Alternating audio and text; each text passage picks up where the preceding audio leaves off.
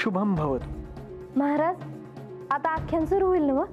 हो तर, परंतु त्याआधी बरेच काही घडले आहे.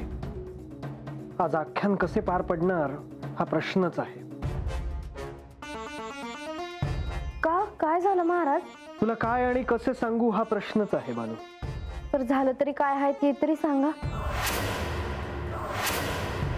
बानू, श्री म्हाळसा देवींना हे कळलं आहे की तू श्री खंडेरायांसोबत रात्री आकाश भ्रमण करत होतीस.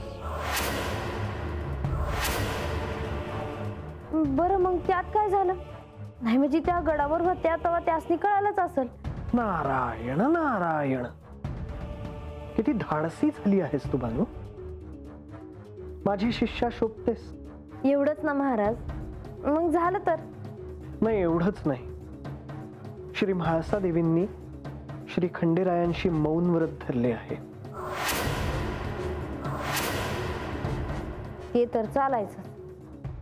आता त्यात काय एवढा विचार करायचा? हो का? बर, आपण आख्यानाच्या तर जायचं का? परंतु तुला आणखी एक सांगायचे आहे. काय? श्री म्हाळसा देवी तुझ्यावर रागावल्या आहेत. त्यात नवीन काय आहे महाराज? बानू, असे काय करतेस? आता मी घाबरायचं सोडून दिलं आहे बघा. परंतु अजून एक गोष्ट आहे. काय झालं जी? तुला सूर्यदेवांचे दर्शन होते म्हणे. वय बानू, ही खूप मोठी गोष्ट आहे. पर त्याचं काय महाराज? नारायण नारायण. कसे आहे बानू की श्री म्हाळसा देवी सूर्यदेवांची उपासना करतात आणि आता ते तुलाही दर्शन देतात म्हटल्यावर श्री म्हाळसा देवींना ते आवडलेले नाही. जे जे त्यांना प्रिय ते ते तू हिरावून घेतेस असे त्यांना वाटते आहे. जाऊ द्या ना महाराज. अहो, तुम्ही बी नगायचा एवढा विचार करू. नारायण नारायण.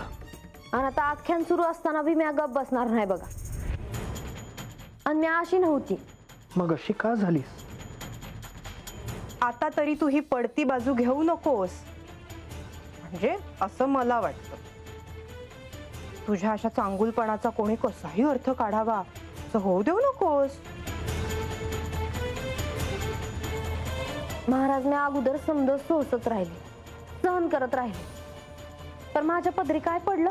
हो, म्हणून हा मार्ग नव्हे ना बानू. अहो, मग मी काय करावं महाराज? तू नम्र आहेस म्हणून देव तुझ्या पाठीशी आहेत. तुझ्या हातून एखादी चूक घडली आणि ते जर देवांना आवडलं नाही तर तू एकटी पडशील. पर मी तसं नाही होऊ देणार महाराज. नारायण नारायण. चला, येतो मी.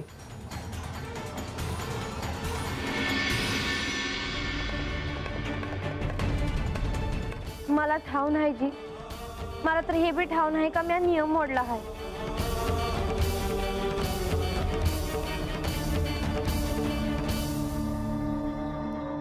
देवी, अशा परिस्थितीत आपणच सांगावे की यांच्याकडून कोणता अपराध घडला आहे.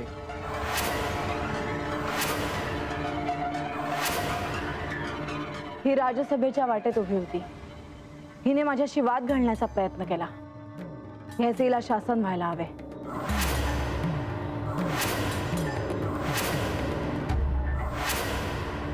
बानू, हे खरं आहे? देवा, मी ह्यांच्या वाटत उभी होते, पण मी ह्यांची वाट नाही अडवली जी. आणि मी स्वतःहून पहिल्यांदा बोलायला बी नाही गेले. उलट त्याच थांबल्या आणि माया संग बोलायला लागल्या. मग भांडायला भांड लागलं आणि सुरू झालं जी.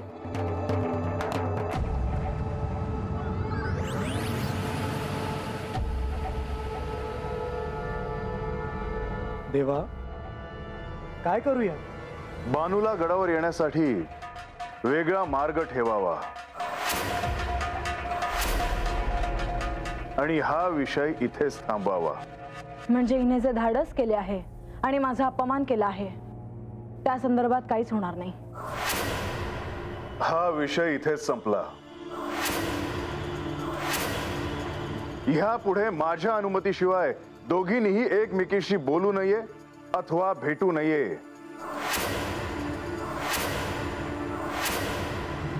बाणाई, आपण आपले स्थान ग्रहण करावे.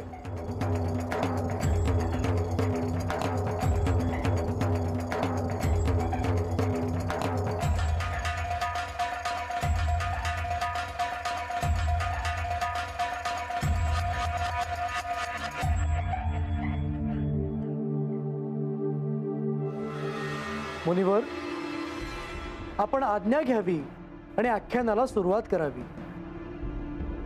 नारायण नारायण.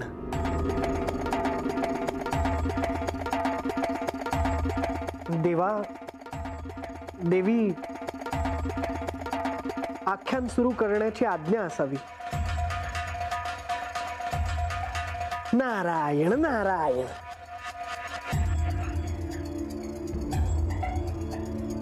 सदानंद सदानंद सदानंद सदानंद सदानंद सदानंद सदानंद सदानंद सदानंद सदानंद सदानंद सदानंद. नारायण नारायण. तर कथेत आपण कुठे होतो? श्री गंगा मातेचे या पृथ्वीवर आगमन झाले होते. श्री महादेवांनी त्यांना मस्तकावर धारण केले होते. सृष्टीच्या कल्याणासाठी जरी श्री महादेवांनी हे केले असले तरी गंगा मातेचे श्री महादेवांवरचे प्रेम मात्र कमी झाले नव्हते. आणि आता एका अर्थी ते एकत्रही होते.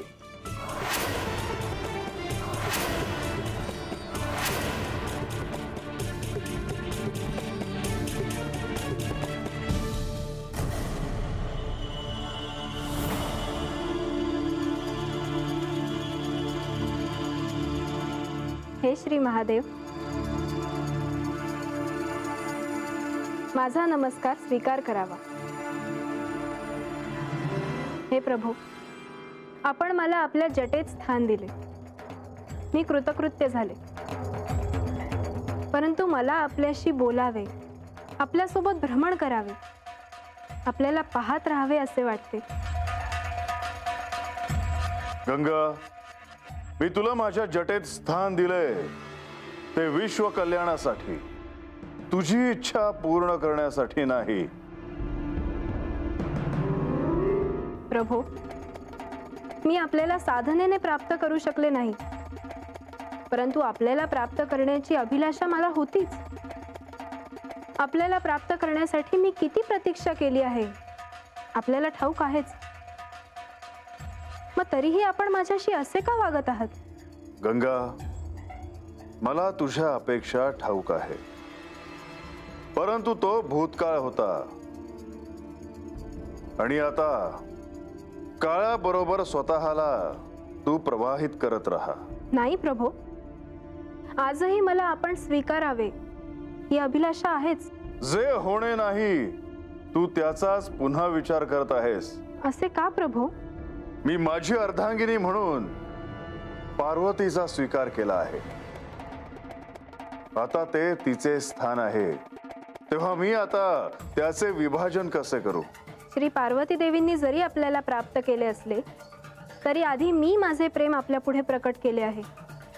त्याचे काहीच मूल्य नाही का? हे सारं मला माझ्या परिचयाचं का वाटतं आहे?